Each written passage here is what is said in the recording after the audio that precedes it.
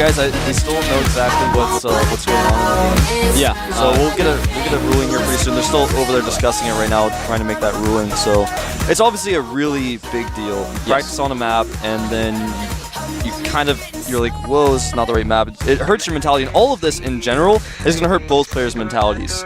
You know? Yeah. No matter what happens, like, this is not what you're expecting. You're planning on going into a game live at a certain time. You psych yourself up for it, and then it pauses and like, wait, this isn't the map I was planning. Like, I don't know why it took so long for him to figure this out. Yeah, that's another thing I was kind of wondering, because he was in the lobby for a while. The countdown started. And I know Jinro's Korean is good enough to figure out what map it is. He can actually order food and stuff. His Korean's really good. Plus, there's a little map preview. So I find that kind of weird. And maybe you didn't get the spawn you wanted on the two-player map and wanted to restart. No, I don't think so. I mean, I just don't know. All right, I've been told to leave the game, so... So we are going to go to a different map. Not sure what it's going to be. Yeah, or at the very least, the map will be remade, because I know Jinro and ASD maybe walking around a little bit may have seen, like, there's, like... Well, I guess it's a two-player map. The spawn position doesn't really matter. I don't know. I might just be remaking it. We'll find out pretty soon.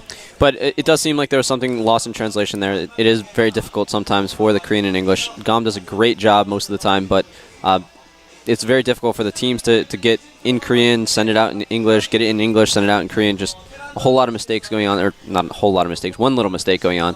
But it's something that we'll recover from very quickly. Not exactly sure what's going on. We are actually going to be playing on Crossfire first, then Zelnaga Caverns, and the final map will be Metalopolis. So it seems like the program was actually incorrect. Jinro did get the correct information, so he will have the right preparation for these games, which is very fortunate for him. Yeah, so that's really good to hear.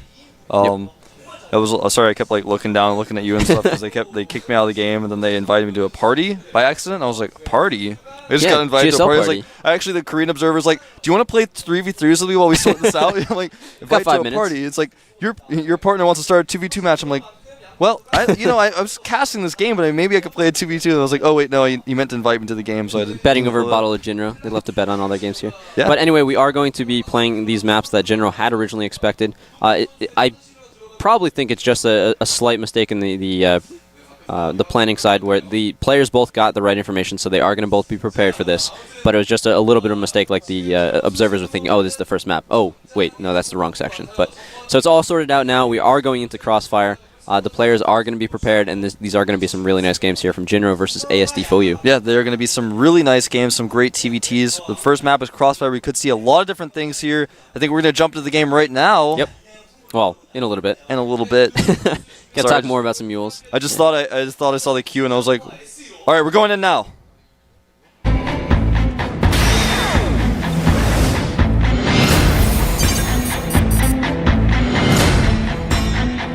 Just so stressed out by that whole scenario, man. All right, up here at the top right, we've got a player from the Team Liquid, a great website and team, known as the Gorilla Terran. Has defeated the Kraken. He is Jinro. Shaky. That's Jinro itself, actually. It's a soju brand.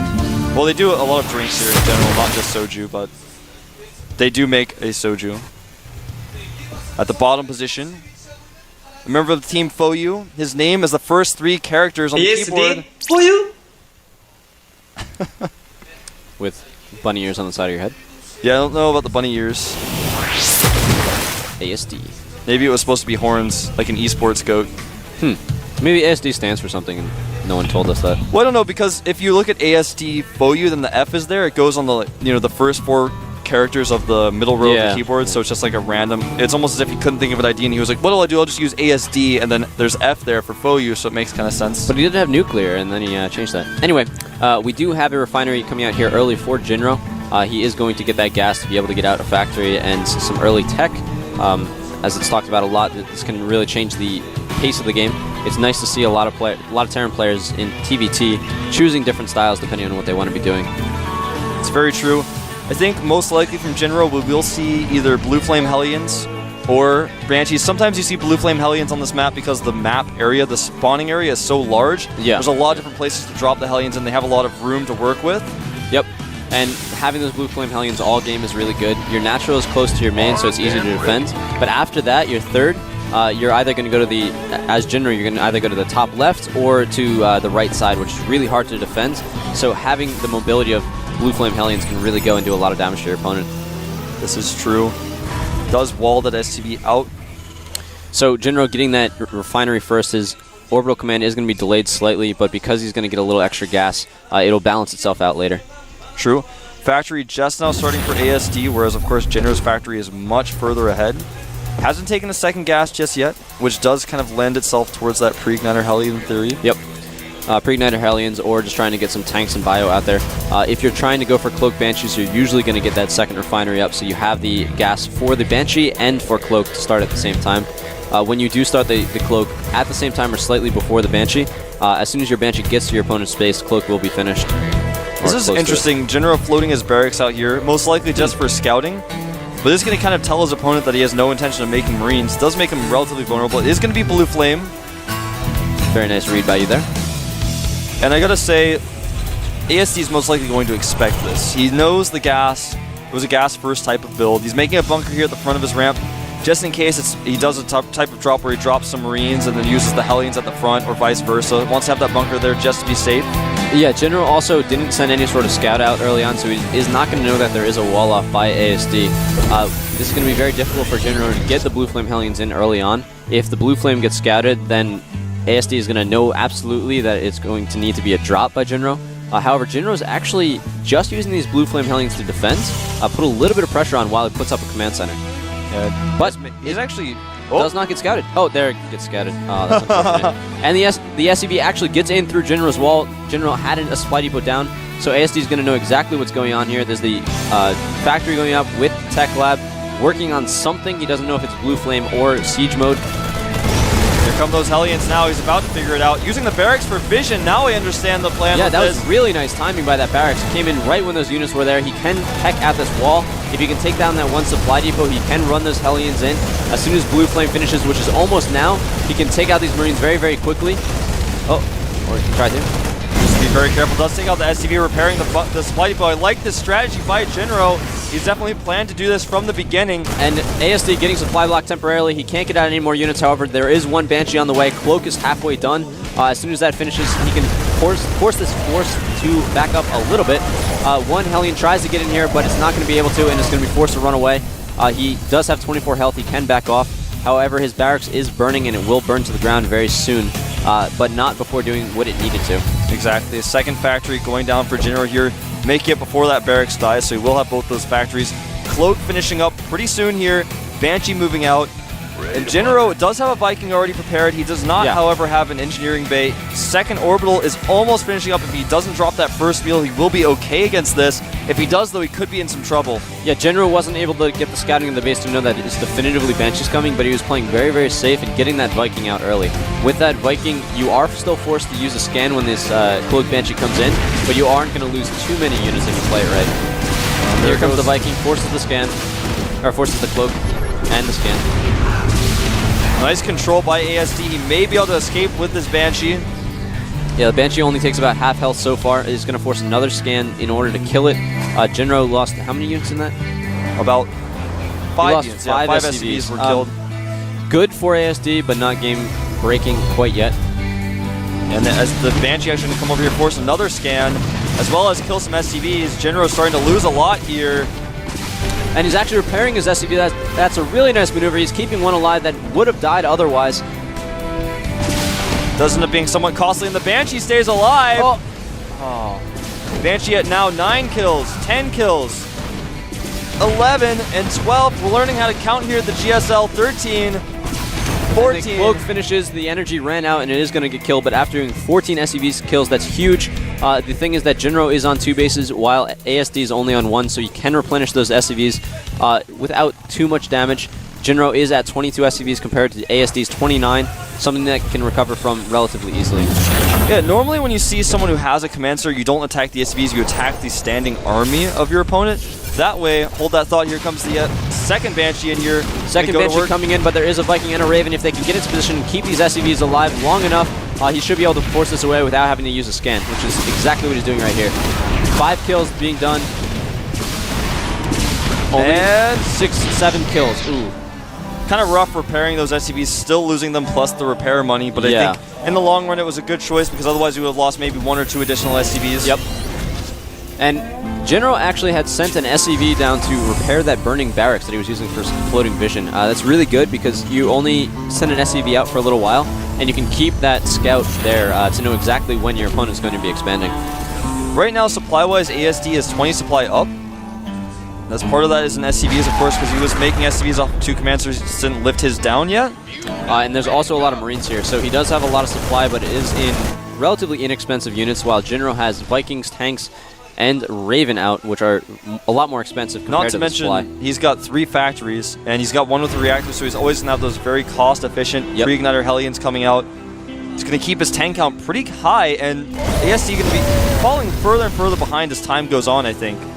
Yeah, ASD is slightly ahead in the resources. However, these Blue Flame Hellions can run across here, get the map control back, and if they don't run into siege tanks, they can do a lot of damage. But Jinro reacting quite quickly, only takes 1 volley and is able to back off, get some repair, make sure he knows exactly what's going on. Looks like Jinro is going to be fully meching here, obviously. We saw that factory, or rather barracks, lift up and fly away. He hasn't used it since. He hasn't made any additional barracks, so... Another part of that, keeping that barracks alive is so he can make some more factories. Without the barracks, you can't make a factory.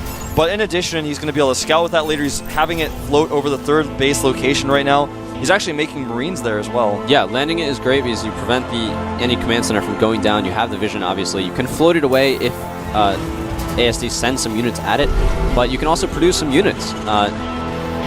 Not too critical, but just a little bit of extra advantage that you can get. Every little bit that Jinro can get, he needs right now.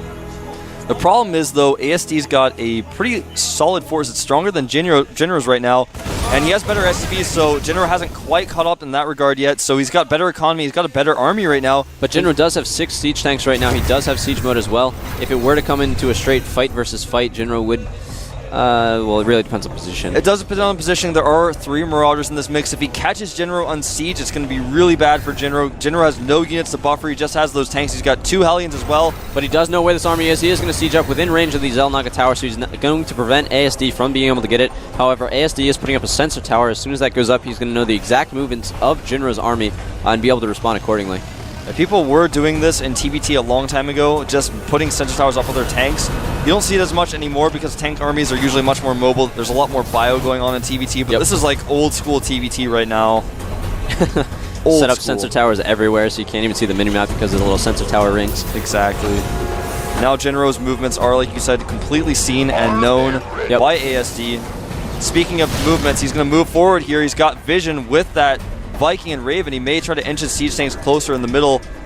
ASD preparing for a flank, though, getting units in several different directions. Continuing to reinforce with tanks, Marines, and Marauders. It's a really nice mix by ASD. If he attacks straight on the force of Jinro, it's not going to be in the best favor for ASD, but if he can catch Jinro siege tanks unsieged like you were talking about, he can do a lot of damage with those bios. Push in, take out a couple tanks, and run away. Exactly. Hellions checking around the map as keep getting shots to those. Both players really wanting to make sure that the other is not taking a 3rd. Was that a mule drop? Yeah, I'm not entirely sure. Oh, so he dropped the mule. He was trying to do a mule bomb. It's something that was played around with in the beta a little bit, where you drop a mule on the tank of your opponent and you force the friendly tanks to attack it. If there's enough tanks in the area, you can actually kill tanks relatively easily with that. But Jinro is being a little bit messy with this. He did lose 1 Viking to the missile turret of ASD. ASD doing a great job of trying to just set up this line where he has missile turrets and tanks, just preventing Jinro from moving forward too far. Jinro has prepared to do a pre-igniter Hellion drop. Its dropship's kind of sitting at the bottom right. There is a turret and some units there to defend, so he should be fine against that drop. Jinro still behind in workers, just 9 workers behind. There are 17 Marauders out for ASD, and that's really scary. He's using them. He's actually moving around the side of the map. He may break down the backdoor rocks of Jinro's base with Marauders in TBT. This is actually a really creative idea. Yeah, he only has... Oh, no, he is going to go for a drop here. Well, either way, this is going to be quite effective because Jinro's army is not there. Marauders are so strong, you can't just have 1 siege tank there to defend. And Jinro has sight of the rock, so he's going to see it, but the drop is going in here. It's going to do some damage. There's actually a drop supply that gets taken out. That's going to be huge. Supply blocking Jinro, almost. A lot of SCV is going down here, but the Blue Flame Hellions are going to come in. They're not going to do a whole lot to the Marauders, but they are going to clean up the Marines there and allow the tanks to come in here and clean up everything else. Vikings come in, take down the medevacs. Nitro, this is a one-way trip for this little excursion force. Meanwhile, there is a small attack going on at the main force. It does get cleaned up quite nicely by Jinro. And he even dropped that point defense drone to stop the Marauder shells from attacking. That was a great move by Jinro. He did lose a lot of supply depots there, but has remade them instantly. Yep. He's still got a pretty decent position here in the middle of the map. And that floating barracks that we were talking about earlier in the game did actually come into play. ASD tried to send an SCV over to get a third base, but the barracks there prevented it from happening. A lot of different run-bys here by ASD, using Marauders to dodge Jinro's large tank force. A lot of Vikings out for Jinro, though. That air control allowing him to move his siege tanks forward. That's so important in this matchup, that air control provision. And we do have a little force posturing by ASD to take down these rocks and move in. Jinro putting down a missile turret to prevent the drops, but the drops aren't going to matter at this point because he can just walk in through the rocks. Vikings landing on these tanks is really good by Jinro. Oh no, he has the concave at the top of the ramp as well. Jinro is not going to be able to send his forces back. This is looking really bad for Jinro. He's just going to avoid those tanks, go in and crush all of these production facilities. But there was a point defense drone down there, limiting the damage of the Marauders, but not quite enough. All these Marauders are hurt. If Jinro can get in here with a nice army, he can take it down quite easily, but not before losing a lot of SCVs. He's even going to lose some siege tanks as well. Targeting down those tanks with his Marauders, he is cleaned up, but ASD taking a significant supply lead. He's done a ton of damage. And meanwhile, Jinro is going for a third base off on the right. He is preventing the third of ASD, so this is really good positioning for Jinro. If he can hold on for a little while, he should be in good shape. But ASD does clean off this barracks, but not before Jinro delay the expansion of ASD. Yeah, both of these guys getting their expansions up around the same time. Jinro actually making a planetary at that base rather than making an orbital. He's doing his repair thing. Maybe get a shot of it in a second. Yeah, and this Marauder does scout it, so having that planetary is going to be great. Jinro doesn't need to invest so many units into defending it. But at the same time, if he gets sieged up there, he can't lift. He has to repair it. Does get to be quite problematic. Also, if drops come behind the mineral line, the planetary can't reach them. But the thing is that because those rocks are down in the back of Jinro's main, he has to spread his forces so thin. But so having that little bit of extra defense at the third base of Jinro is really going to help out later on. Yeah, I like that choice. In this specific case, I like the choice. And these Marauders are going to come in here again.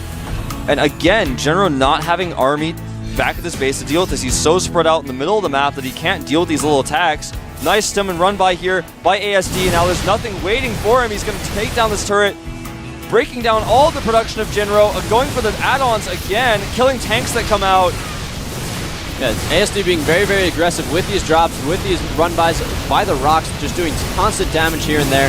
Well, that's exactly what he needs to be doing in this DVT. Taking down some supply, trying to supply block Jinro. He is supply blocked temporarily, but he does get enough more. A little force going to attack this planetary fortress. They just try to skirt by and take out the minerals. Meanwhile, Jinro can't mine in his main quite yet. He may lose his engineering bay as well. We'll get a shot of that planetary in a second. There's a drop behind Jinro's planetary. He can't mine from there. Whereas ASD's dropped a ton of mules over at his new third base. He's got a great economy right now. Jinro falling further and further behind in this game. He's fallen behind in the supply. However, a lot of his supply, or Jinro's supply, is in expensive units like he was early in the game. He is also actually still up one SCV, so his economy's not too far Nice behind. sim run forward here by ASD, taking out a lot of these tanks when he realized his opponent just didn't have the reinforcing tanks he needed. And like you were saying, Jinro had the better tank count, but that's starting to change here pretty rapidly. Yeah, not only tank count, but ASD is getting a lot of really nice upgrades. We saw this happen in the ASD versus Boxer game, whereas Boxer had a lot of the map control, had a really nice tank count, but he didn't keep up with the bio upgrades. And once that first battle happens where both players trade their armies, ASD is able to replenish a bio army much faster than Jinro can replenish a mech army. And the upgrades on those bios is really going to make him very, very scary later in the game. He's got +2 on the way. He's got +1 vehicle weapons level 1. Neither player having those upgrades just yet. So ASD can upgrade just a little bit faster. Jinro has researched Cloak for his Banshees. He started some Banshees as well because he thinks he has a really good level of air control right now, so he's going to try to abuse that. Yeah, those Banshees do a lot of DPS, even in just a straight-up fight. Like, the Banshees are used a lot just as harassment. But meanwhile, we do have a drop going on by ASD. Gets taken down quite easily. Well, the planetary, we'll get a shot of it in a second, is under siege by ASD. This is why it's sometimes bad to make planetaries. He's not mining at all from that planetary. In fact, he's just repairing it, so he's essentially just losing money, keeping it alive. Yeah, and Jinro is smartly focusing on the siege tanks. The only thing that's doing damage right here. It also can't be healed by those medevacs, so if you can keep it down, then you should be in good shape. but ASD doing a nice job of keeping the bio in the front so that the Banshee can't quite hit the siege tanks. Yeah, this is where this Banshee and air control does really come into play. Does finally take out that Banshee, though, and now Jinro's planetary is in a lot of trouble. Well, as long as he can get vision of it, that is. Yeah, there's no air units. That's actually key, is the vision. When you don't have the spotters for your tanks, you've got to use a lot of scans, which is very expensive. And Jinro doing a nice job here of using the Vikings on the cliff. If he can take down these last two siege tanks, it will make this planetary fortress safe. But there is a fight going on in the middle of the map. A lot of units coming across here for ASD. They're taking out the small forces that Jinro had to defend here. If he can take down this force, takes the top position, and is able to shell the expansion of Liquid Jinro. But Jinro is going to rally at his natural, try to defend against this. If he can, he should be okay. But Jinro, like you were saying, he should be okay. He's got that Banshee there. There's nothing to deal with the Banshee. Now the Marines get here. He's going to scan, take that Banshee out. Does take the Banshee out. Loses a lot of Marines, though. Now ASD is going to have to go in with these tanks. He doesn't want to be too careless with them. Yeah, ASD in a very good position here. He is on 138 supply compared to Jinro's 116, but that's not a lead where you can be careless and throw away a lot of units. Exactly. Nice control here, having the Marauders just with enough vision to give vision for the planetary. Now he's going to use this point defense drone with the Vikings. The Marauders can't kill the Vikings because of the PDD. That's a really nice maneuver there by Jinro. He is just going to walk those Vikings down and take down the tank once they get within the minimal range of the tank. Nice maneuver there. Yeah. It was smart. I liked it. It's maneuvering for a nice maneuver. Now, ASD may actually try to go into the back again with this large tank force. It actually looks like he's going to try to go and flank. Units coming here at the front to absorb shots, and he's going to try to run down these siege tanks. If he does, Jinro will be in a lot of trouble. This is a lot of tanks for Jinro. He does have a point defense drone to minimize the damage of the Marauders, but they're just running through and just doing too much damage here. The siege tanks of Jinro are just outside the range of the siege tanks of ASD, but that is a lot more tanks for ASD. If he pushed in, he would have taken a lot of damage, but done a lot of damage himself. However, Jinro is moving in with a Banshee. This cloak is proving to be very, very useful. He does lose it, but he did exactly what he needed to, which was push back that tank force, regain a little bit of the ground so he can feel a little bit safer and actually breathe a bit. Meanwhile, we have a nice... Got the gold base, this Hellion, going to do a little bit of harassment. Though ASD has seen it, and the Marauder will clean it up. And drops a ton of mules there. 6 mules dropping down on the gold. That's huge. It's going to get just a ton of minerals. Because ASD focused on that bioforce, he is going to be able to get a ton more barracks and a ton of Marines. All those Marines with, I think it's almost 3-3 now. Maybe it's 3-2. It's at 2-2. It's about to be 3-2. 2-1 right now. 2-1 actually, yep. But now if he cleans up this planetary for Jinro, this is basically the last mining base of Jinro. He's mined out at his natural, trying to target down that planetary. He may just go for it. He is going to go for it. And the planetary falls. This is really bad for Jinro, as SCV is going to die here as well. He's completely mined out. He has no mining right now. Yeah, Jinro getting a really strong air army. It looked like he was positioning to try to transition into battle cruisers. If you can have air control and get battle cruisers out, you have a really hard to counter army. However, the 3-3 from the bio that's coming out for ASD would still be quite good against it. Oh no, Jinro's caught unsieged. Does not have enough, and he is forced to GG. That was rough. I gotta say, Jinro played really well. I like the Banshee usage. Yeah. But ASD just kind of outclassed him there. His multitasking showed to be a little bit better. The pre-igniter Hellions from Jinro from the start didn't do a whole lot. Yep. It looked like he wanted to be very aggressive against any sort of fast expansion, but that is not what ASD chose to do. So those Blue Flame Hellions, yep, shake your head for those. Jinro not feeling very good about that game, obviously. And his mindset might have been a little bit shaken after the map issue. That's very stressful. Yeah, you don't want to have something that you're not prepared for actually happen when you're in a live game like this. But I think he is going to rally against this. We've seen him come back from deficits before. Oh, we have. And he can definitely do it again. Yeah. I mean, he is getting his proper maps. I'm not saying that the maps were changed. He is getting the maps that he was told to play on. But the thing about this is, it hurts your mentality when you're worried about that. You lose your first game. Yep. It's incredibly difficult to come back from that. But I think Jinro, if anyone can do it, Jinro can. Of course he can. And we are going to move into Xel'Naga Caverns, something that he's got a lot more experience playing on. Probably suits his style a little bit better. It's something that is played in a lot of foreign tournaments, which he goes to as well. Yeah. So. Well, the thing about Xel'Naga Caverns for TVT is there's always those Xel'Naga watchtowers in the middle that are very important to hold. The tanks often siege up there. Banshees can be quite good on this map because you can fly between the main and the natural. There's that open area where Banshee can hide from Marines. You can hit the main and natural back and forth, be very annoying. Blue Flame Hellions don't really see the main area is very small compared to a map like we saw Crossfire, so the Hellions don't have a lot of area to maneuver with, so I don't think we'll see Blue Flame. It's a possibility. Well, kind of curious, though. Early Blue Flame doesn't have as much power as it does on a map like Crossfire or Metalopolis or something like that. Exactly. However, later in the game, there's a lot of different avenues that you can actually get to the opponent's base, so you can start to use Blue Flame Hellions later on. Yeah. The drops are a little bit difficult because as you move into the mid to later games, you have so many production buildings that you just cover up the entire it's main, like the area is very small. That's what I was saying earlier. It's very difficult to drop. The Hellions, though, can do little things like run behind the mineral line at that lower ground expansion back behind the base and be very annoying there. Go to the gold base, control those Zelnaga watchtowers. It's really great to have those Hellions. They can even tank shots. If you have enough of them, we've seen MMA do that on this map. So yeah, and if you can get